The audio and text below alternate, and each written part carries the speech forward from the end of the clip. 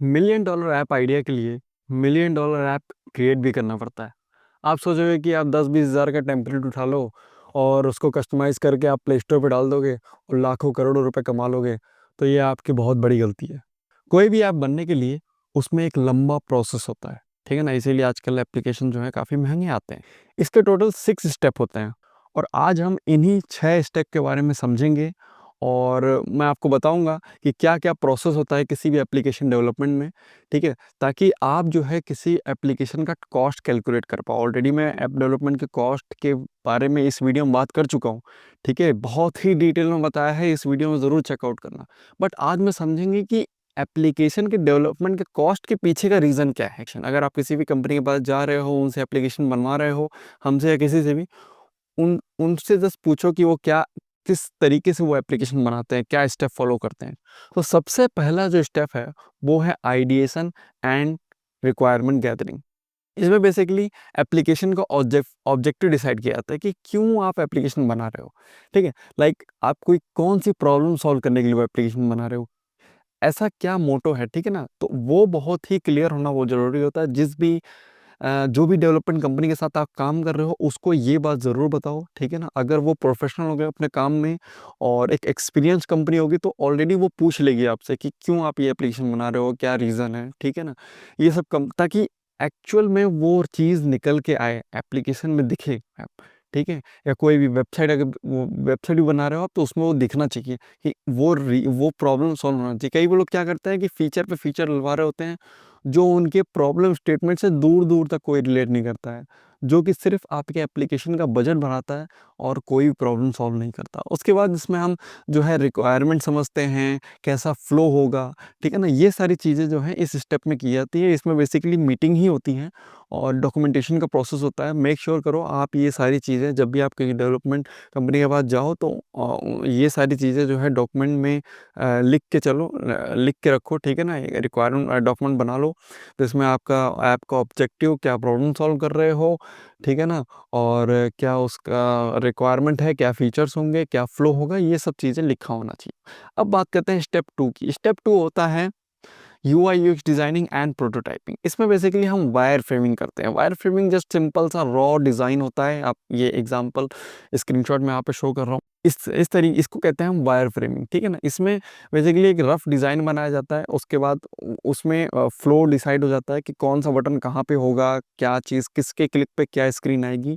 Just ये जो है डिज़ाइनर जो है बना के दे देता है, बहुत ही कम टाइम लगता है लेकिन एक बार ये अप्रूव हो जाए तो आगे का डिज़ाइनिंग थोड़ा-सा ईज़ी हो जाता है। उसके बाद जो है हम प्रोटोटाइपिंग बनाते हैं, यानी कि एक्चुअल में ब्रांड का कलर, फ़ॉन्ट फैमिली, कलर्स, ठीक है ना?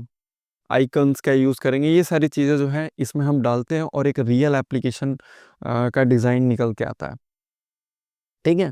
इसमें जो है कैसा आपका एप्लीकेशन एक्चुअल में दिखेगा, वो पूरा डिज़ाइन ऑलरेडी यहाँ पे बना दिया जाता है, ठीक है ना? अगर आपको कोई भी डिज़ाइन में चेंजेस कराने हैं, तो आप सीधा यहीं पे करा सकते हो और डिज़ाइनर आपको करके दे देगा। तो आपको तुरंत जो है फीडबैक दिख जाए, आप तुरंत फीडबैक दोगे, आपको तुरंत जो है वहाँ से जो है समझ में आ जाएगा कैसा आपका डिज़ाइन होने वाला है और क्या चीज़ें होंगी, कैसे चीज़ें काम करेंगी, क्या फ्लो होगा, सब कुछ क्लियर हो जाएगा, ठीक है ना?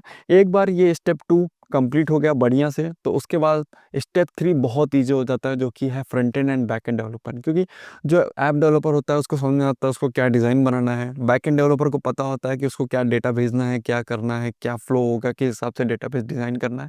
ये चीज़ें जो पहला और दूसरा ना एकदम बेस है, ठीक है ना? कोई भी मकान बनने से पहले उसका नींव रखा जाता है ना, वैसे ही ये जो है फर्स्ट स्टेप और 2 स्टेप, ये दोनों कोई भी एप्लीकेशन का नींव है, ठीक है ना? अगर ये स्ट्रॉन्ग होगा ना तो आगे की सारी चीज़ें बहुत ईज़ी हो जाएँगी। तो इसके बाद third step back and front end development, उसके बाद आता है फोर्थ स्टेप जिसमें हम टेस्टिंग करते हैं और परफॉर्मेंस वगैरह चेक किया जाता है बेसिकली। इसमें हम फंक्शनैलिटी की टेस्टिंग करते हैं, डिज़ाइन फ्लो का चेक करते हैं, नेविगेशन वगैरह चेक करते हैं। परफॉर्मेंस की टेस्टिंग की जाती है कि एप्लीकेशन की स्पीड अच्छी है, डेटा जल्दी लोड हो रहा है, कोई भी क्रैश के इश्यूज़ नहीं आ रहे हैं। सिक्योरिटी टेस्टिंग होती है। उसके बाद जो है ये सारा इंटरनल टेस्टिंग करने के बाद इसको बीटा लॉन्च किया जाता है, जिसमें हम 20, 25, 100, 200 लोगों को जो है एप्लीकेशन का एक्सेस देते हैं, वो लोग इंस्टॉल करते हैं और कुछ दिन तक वो लोग जो है इंटरनली एप्लीकेशन को चलाते हैं, यूज़ करते हैं और फिर उनका फीडबैक लेते हैं हम लोग कि अगर इतने छोटे ग्रुप ऑफ मेंबर्स के लिए एप्लीकेशन सही काम कर रहा है तो फिर आगे हम यूज़र्स के लिए लॉन्च करते हैं। अगर कुछ बग्स होते हैं तो इसी में हम ठीक कर देते हैं। प्ले स्टोर पे और ऐप स्टोर पे हर जगह जो है और वेबसाइट पे भी एप्लीकेशन को लॉन्च करते हैं और यूज़र्स के लिए एक्सेसिबल करते हैं।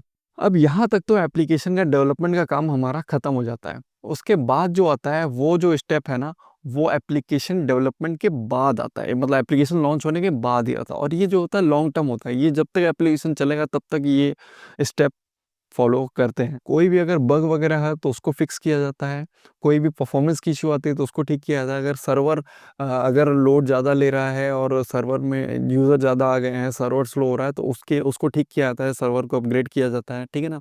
कोई भी अगर डिपेंडेंसी है एप्लीकेशन की और जिसकी वजह से एप्लीकेशन स्लो हो रहा है या कुछ क्रैश कर सकता है तो उसको डिपेंडेंसी को अपग्रेड किया जाता है। तो ये जो होता है ना लॉन्ग टर्म प्रोसेस होता है, क्योंकि देखो टेक स्टैक जो भी हम यूज़ करते हैं, react native, flutter, node JS, इन सब में ना डिपेंडेंसीज अपडेट होती रहती हैं, ठीक है। और उसकी वजह से अगर हमें एप्लीकेशन को परफॉर्मेंस बेटर रखना है, उसको हमेशा एकदम टॉप पे रखना है, चाहते हैं कि हमेशा वो सही चलता रहे, ठीक है ना, तो उसके लिए अपग्रेडेशन उसको हर महीने करते रहना होता है। अगर कोई भी फीडबैक वगैरह आता है यूज़र्स की तरफ से तो उसको जो है रिप्लाई करना होता है। अगर कोई बग है तो उसको ठीक करके फिर प्ले स्टोर पे अपलोड करना होता है। ये जो 6 स्टेप है ना बहुत ही इंपॉर्टेंट होते हैं किसी भी एप्लीकेशन डेवलपमेंट में, और इसी में टाइम लगता है और इसी का जो कंपनी है वो आपको चार्ज करती है। इसीलिए कोई भी डेवलपमेंट एप्लीकेशन आप बेसिक से बेसिक एप्लीकेशन डेवलप कराते हो तो उसका जो कॉस्ट है वो 1.5 लाख से 2 लाख आता है। उसके बाद सपोर्ट के लिए लोग होता है। तो ये सारी जो टीम होती है ना, इनकी पेमेंट करना, इनको सैलरी देना, ये सारी चीज़ों में इंक्लूड होता है। तो इसलिए जो कॉस्ट होती है ये ज़्यादा होती है, ठीक है। और अगर आप चाहते हो कि आपका बिजनेस स्मूथली रन करे तो आपको इतना जो है ये एक इन्वेस्टमेंट की तरह लेना चाहिए, ना कि खर्च की तरह। किसी भी एप्लीकेशन को डेवलप करने के लिए कोडिंग नहीं चाहिए, इसके लिए चाहिए एक विजन, इसके लिए चाहिए execution, planning and smooth launch. Coding तो भाई एआई भी कर देता है, ठीक है। आप ये मत देखो कि कौन अच्छा कोडर है, कौन अच्छी कोड लिखता है, कोडिंग लाइन लिखता है, ठीक है ना। वो तो भाई आपको मतलब इंडिया में तो बहुत सारे डेवलपर मिल जाएंगे, कोई भी आपके लिए ऐप डेवलप करके दे देगा, कोई एआई से कर देगा, कोई ड्रैग एंड ड्रॉप करके दे देगा। आपको ढूंढना है एक अच्छी टीम, एक अच्छा टेक्नोलॉजी पार्टनर जो आपको हेल्प करे ना सिर्फ कोड लिखने में, बल्कि एप्लीकेशन को इस बेस तैयार करने से लेकर लॉन्चिंग के बाद तक आपको हेल्प करता है, ठीक है ना।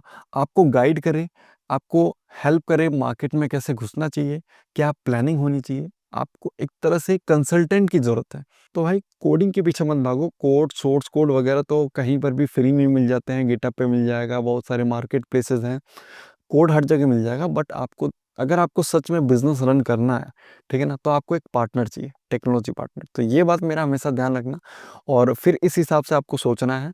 और उम्मीद है दोस्तों आप अच्छा करोगे लाइफ में और अपने लिए एक बिजनेस खड़ा करोगे। अगर ये वीडियो पसंद आया तो इस वीडियो को लाइक करिए, अपने दोस्तों के साथ शेयर करिए जिसके साथ अपना बिजनेस स्टार्ट करना चाहते हो। कोई सवाल है तो जो है कमेंट बॉक्स में लिख सकते हो। Thank you.